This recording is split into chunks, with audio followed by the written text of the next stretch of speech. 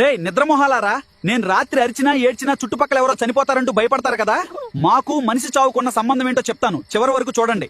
ఎవరైనా చనిపోతే ముందుగానే మాకు తెలియడానికి మేమేమన్నా యముడికి అసిస్టెంట్లమేంట్రా?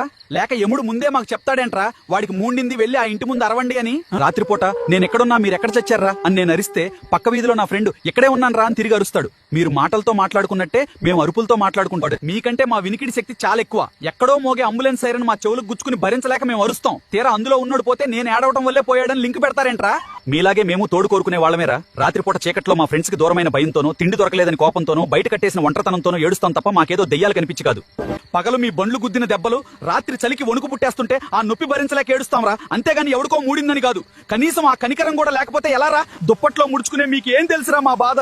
తలదాచుకునే నీడలేక ఆ చలికి వానకి వణికిపోతూ పడుకోవడానికి చోట్లేక ఏడుస్తాంరా. అంతేగాని మీ ప్రాణాలు తీయడానికి. పగలు ట్రాఫిక్ గోలలో అరిచినా వినపడదు, అదే రాత్రి సైలెంట్ అయ్యాక మూలిగినా మైకులో లాగా వినిపిస్తుంది. ఈ విషయాలన్నీ మీ మనుషులే కొన్ని వందల సంవత్సరాలు మా మీద ప్రయోగాలు చేసి చెప్పినవి. మా ఏడుపు వెనుకున్నది ఆకలి, నొప్పి, ఒంటరితనం మాత్రమే.